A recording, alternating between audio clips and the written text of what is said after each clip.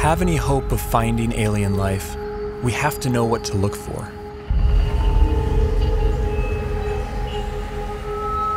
But where do we begin? How do we narrow down a seemingly infinite set of possibilities?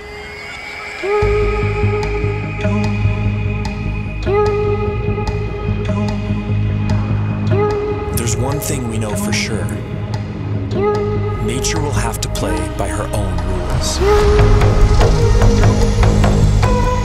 No matter how strange alien life might be, it's going to be limited by the same physical and chemical laws that we are.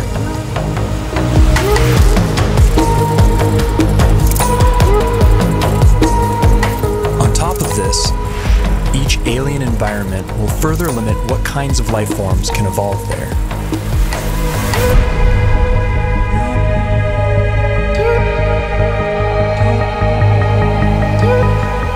Despite these natural boundaries, the possibilities are staggering to imagine. Trillions of planets, each a unique cauldron of chemicals undergoing their own complex evolution.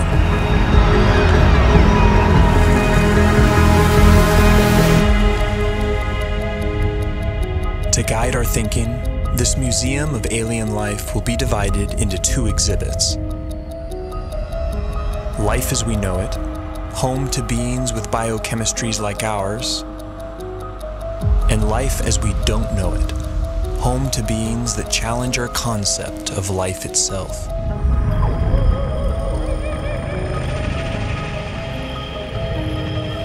Before we venture too far into the unknown, we have to ask ourselves, what if alien life is more like us than we think?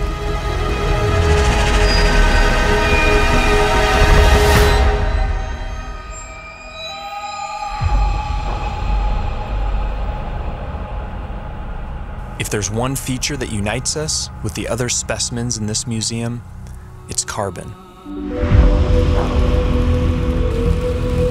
Carbon is ubiquitous. It's one of the most common elements in the universe, and it's very good at forming large, stable molecules. Carbon has the rare ability to form four-way bonds with other elements and to bind to itself in long, stable chains, enabling the formation of huge, complex molecules.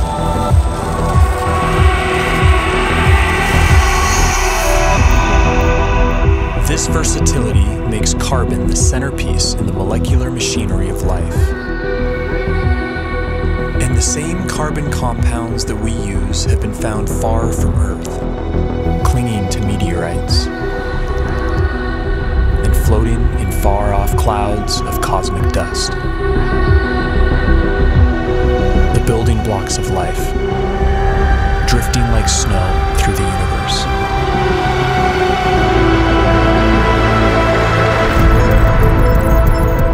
And if alien life has selected other carbon compounds for their biochemistry, they will have plenty to choose from.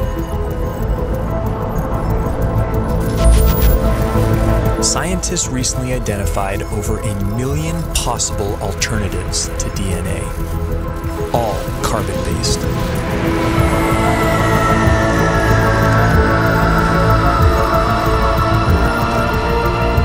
If we ever discover other carbon-based life forms, we would be fundamentally related.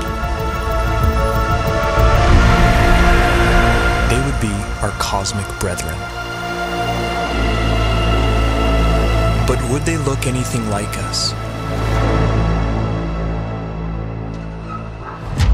If they hail from Earth-like planets, we could share even more in common than just our biochemistry.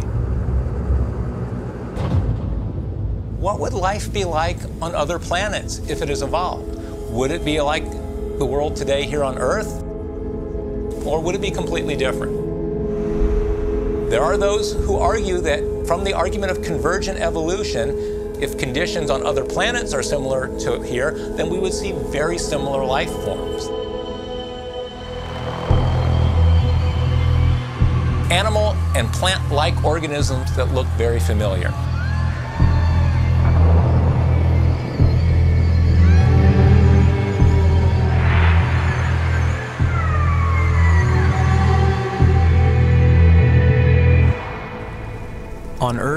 certain features like eyesight, echolocation, and flight have evolved multiple times independently in different species. This process of convergent evolution could extend to alien planets like Earth, where creatures face similar environmental pressures. It's no guarantee, but there could be certain universalities of life. The greatest hits of evolution on repeat across the universe.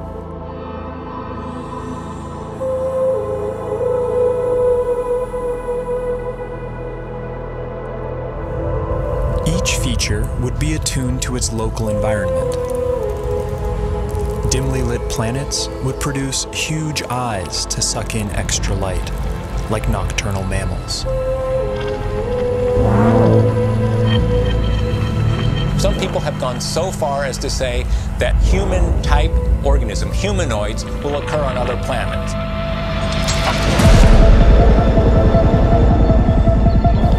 The existence of other human-like organisms seems unlikely, given the long, convoluted chain of events that produced us. But we can't rule it out. If just one in every 100 trillion Earth-like planets produced a human-like form, there could still be thousands of creatures like us out there.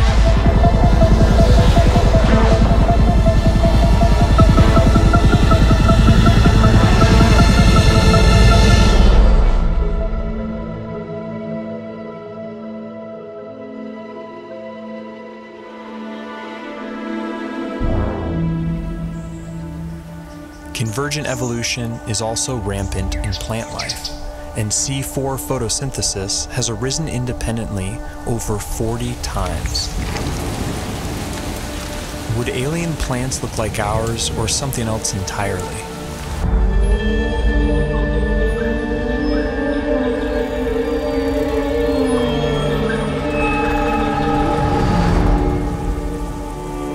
On Earth, plants appear green because they absorb the other wavelengths in the sun's light spectrum. But stars come in many colors. And alien plants would evolve different pigments to adapt to their sun's unique spectrum.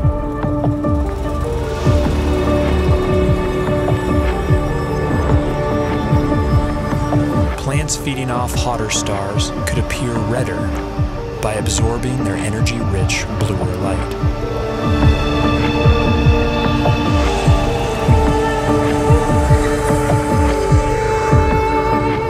Around dim red dwarf stars, vegetation could appear black, adapted to absorb all visible wavelengths of light.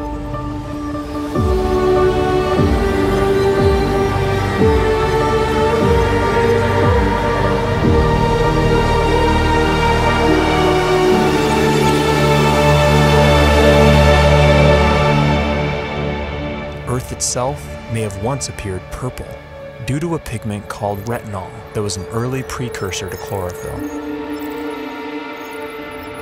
Some think that retinol's molecular simplicity could make it a more universal pigment. If so, we may find that purple is life's favorite color.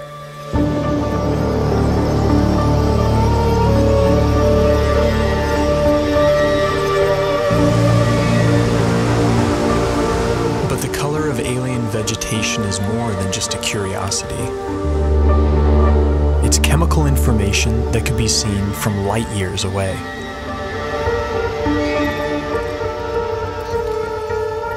Earth plants leave a signature bump in the light reflected off our planet. Finding a similar signal from another world could point the way to alien vegetation.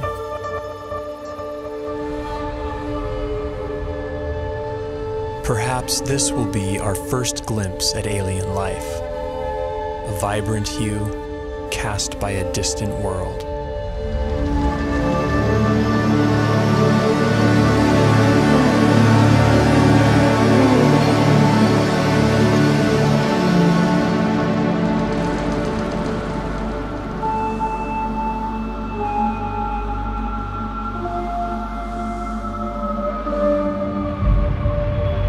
What happens when you change the day length of a planet? What happens when you change the tilt of a planet? What happens when you change the shape of the orbit? What happens when you change the gravity of a planet? Planets with long elliptical orbits would see drastic seasons. There could be worlds that appear dead for thousands of years, then suddenly spring to life.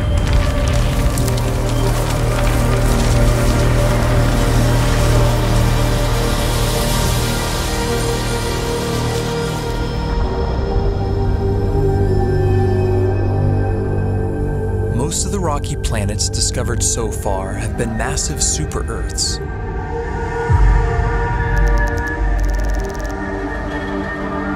How would life evolve on these worlds? In the seas, gravity may not matter much at all.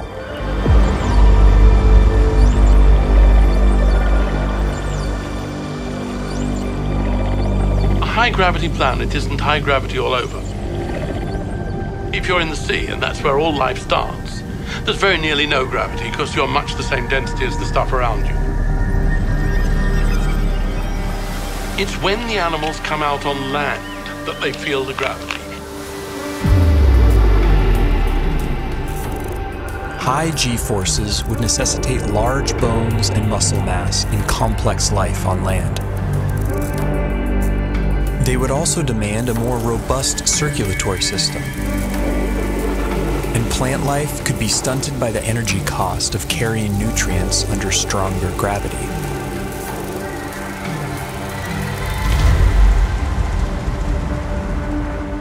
Low-gravity planets would more easily lose their atmospheres to space and lack a magnetic field to protect from cosmic rays.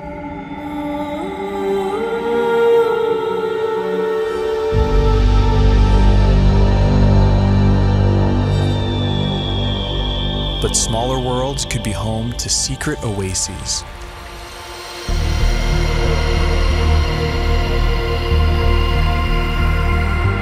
Huge cave systems that provide hideouts for life.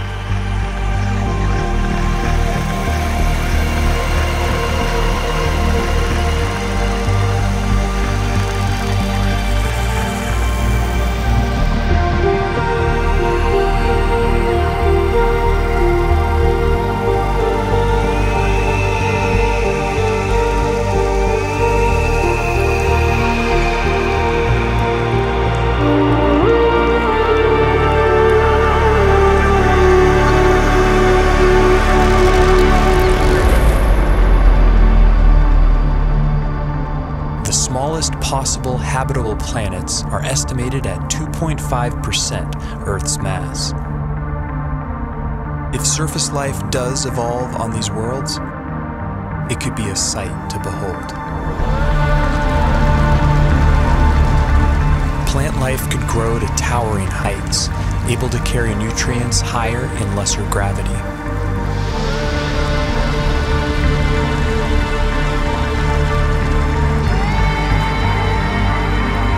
Without the need for bulky skeletons and muscle mass, animals could have body types that boggle the mind.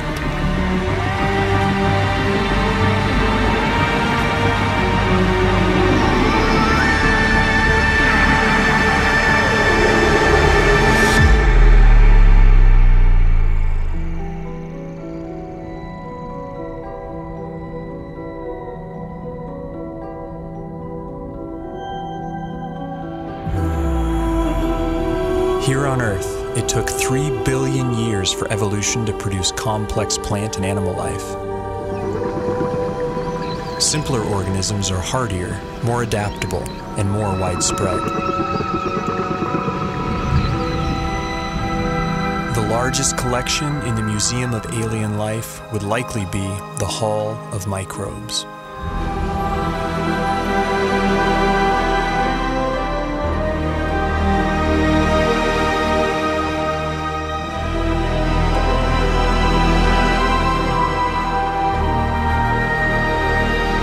Yet finding even the tiniest alien microbe would be a profound discovery.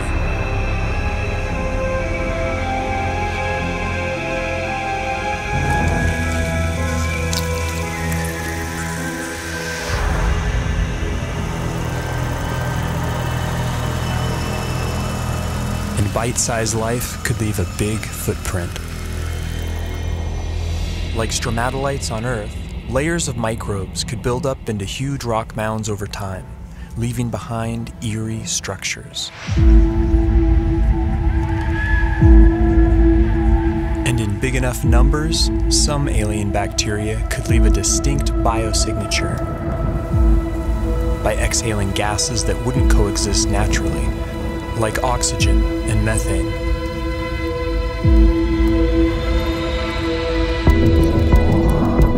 There's ways to make oxygen without life, there's ways to make methane without life, but to have them in the atmosphere together is almost impossible unless you've got biology making those gases at the surface. And it would have an imprint on the planet's spectrum of colors. Next-generation space telescopes could find a signal like this on a world not far from home. The closest Sun-like star with an Earth-like exoplanet in the habitable zone is probably only 20 light-years away and can be seen with the naked eye.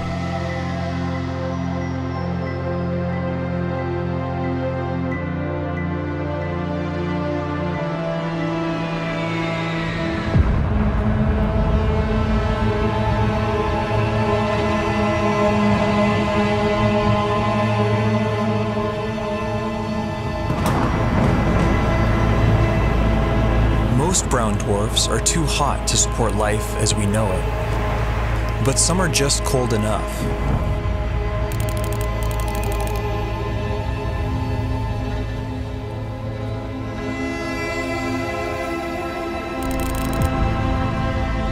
All the prime elements for life have been detected inside their atmospheres. And within these clouds, some layers would provide ideal temperatures and pressures for habitability.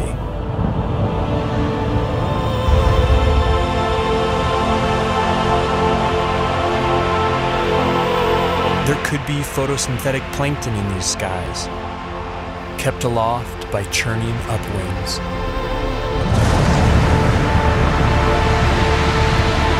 And with enough force, these upwinds could even support larger, more complex life. Predators.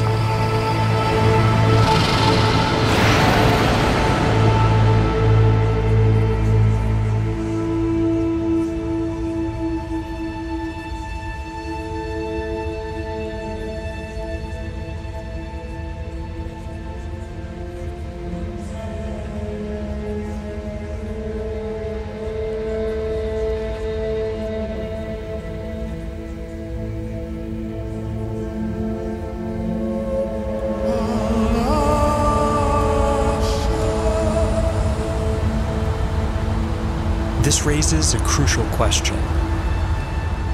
What if we've been looking in all the wrong places? What if nature has other ideas?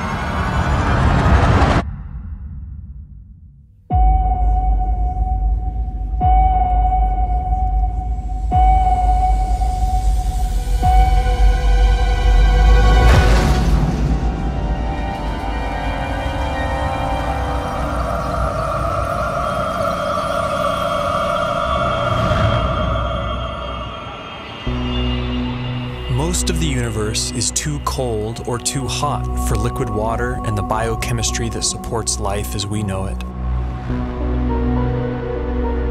But in case our biases are misleading, we have to cast a wide net to search for life outside the habitable zone, in places that seem wildly hostile to us. Exotic environments will demand exotic biochemistries, and while no element can match carbon's versatility, one contender is a frontrunner.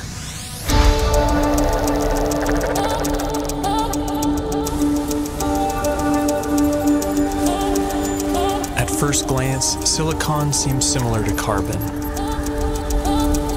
It forms the same four-way bonds and is also abundant in the universe. But a closer look reveals that these two elements are false twins. Silicon bonds are weaker and less prone to forming large, complex molecules. Despite this, they can withstand a wider range of temperatures, opening up intriguing possibilities. Life based on the silicon atom instead of carbon would be more resistant to the extreme cold, providing a whole new range of weird forms. But silicon has a problem. In the presence of oxygen, it binds into solid rock. To avoid turning to stone, silicon beings might be confined to oxygen-free environments, like Saturn's frigid moon, Titan. Its vast lakes of liquid methane and ethane could be an ideal medium for silicon-based life or other radical biochemistries.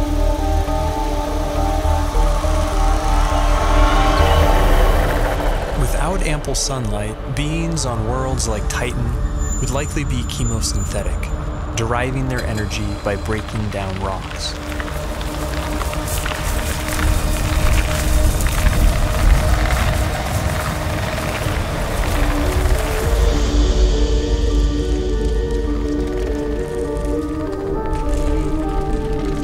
Such life forms could have ultra-slow metabolisms and life cycles measured in millions of years.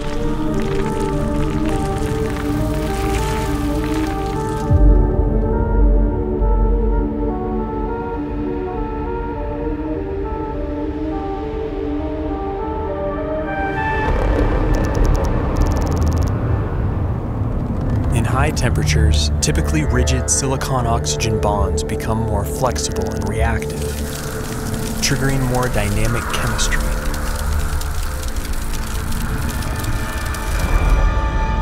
This has led to a truly bizarre proposal: silicon-based life forms that live inside molten silicate rock.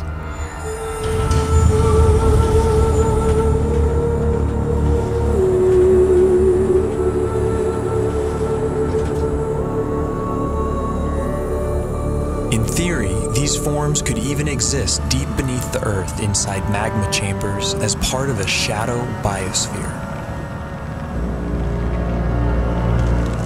If so, then the aliens are right under our noses.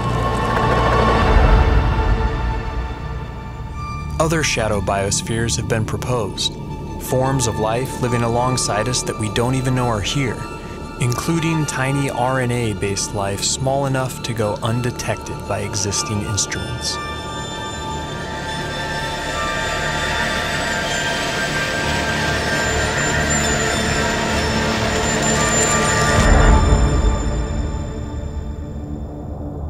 Clouds of dust in empty space might seem like the last place you'd expect to find anything living. But when cosmic dust makes contact with plasma, a type of ionized gas, something strange happens.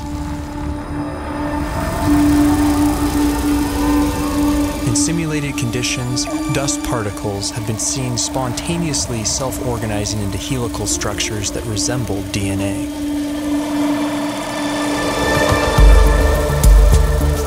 These plasma crystals even begin to exhibit lifelike behavior, replicating, evolving into more stable forms, and passing on information.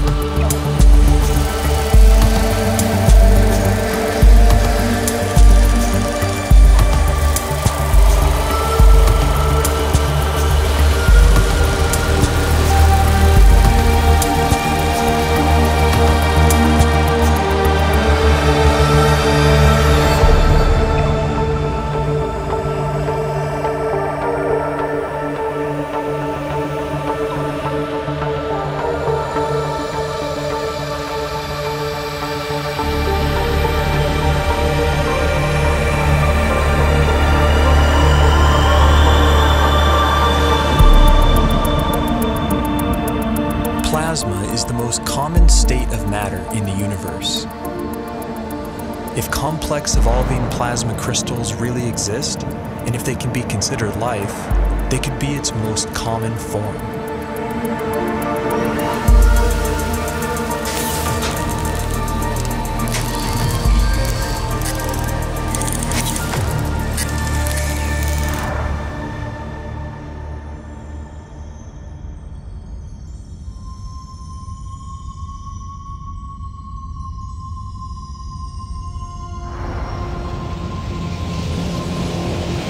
massive suns explode, some collapse into ultra-dense cores called neutron stars. Hulking masses of atomic nuclei crammed together like sardines. Conditions on the surface are mind-boggling. Gravity is 100 billion times stronger than Earth's. But beneath their iron nuclei crust lies something strange. A hot, dense sea of neutrons and subatomic particles.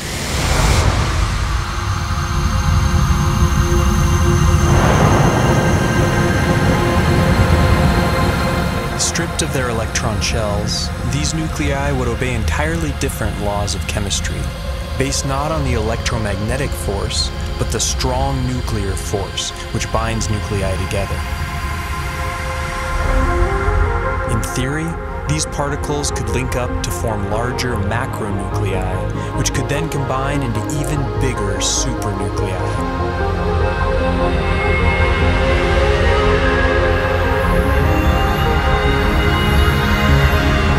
If so, then this bewildering environment would mimic the basic conditions for life: heavy nucleon molecules floating in a complex particle ocean.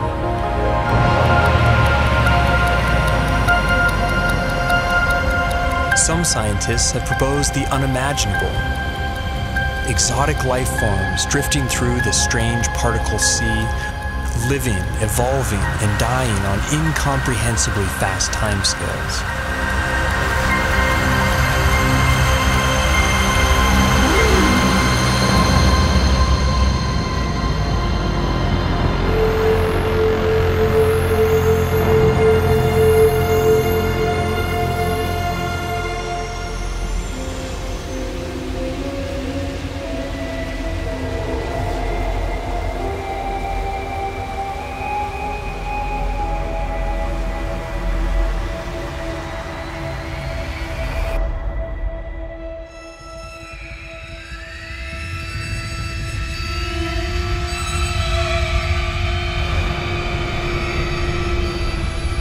Life is not something that has to evolve naturally.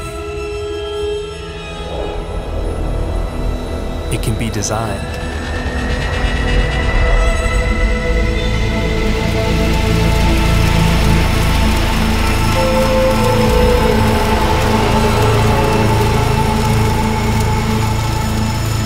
And once intelligence is introduced into the evolutionary process, a Pandora's box is opened.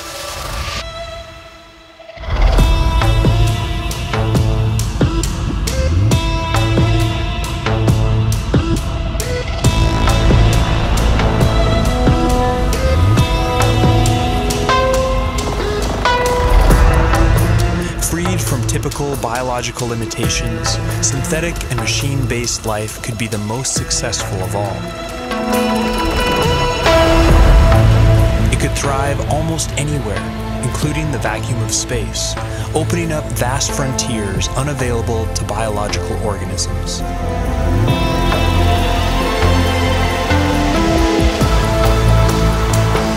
And compared to the glacial pace of natural selection, technological evolution allows exponentially faster growth, adaptability, and resilience.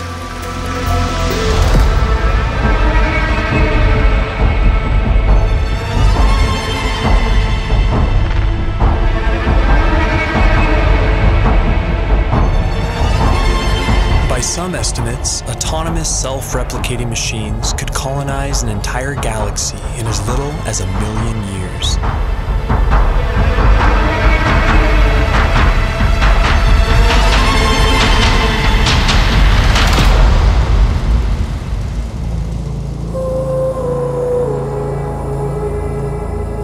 Can't predict how hyper-intelligent life would organize itself.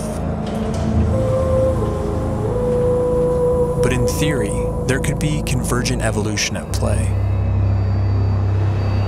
The electrical properties of silicon might make it a universal basis for machine intelligence, a redemption for its biological shortcomings.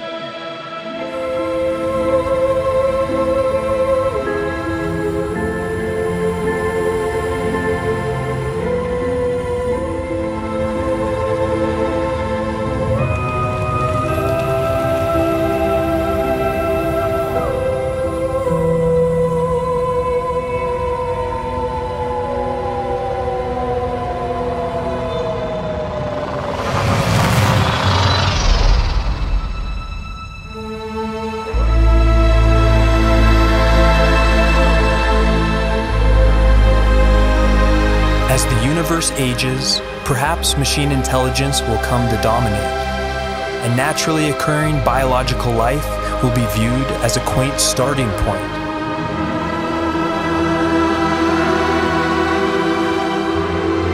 Perhaps we ourselves will lead this transition, and the great human experiment will be merely a first link in a sprawling intergalactic chain of life.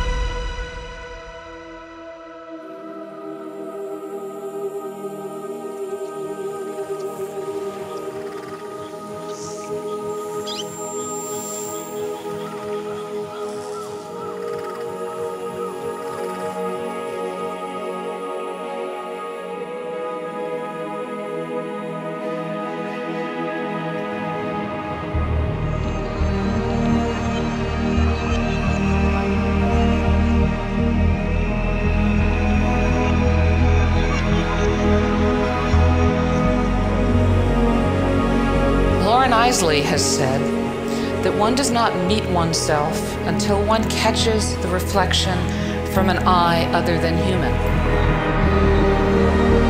One day that eye may be that of an intelligent alien.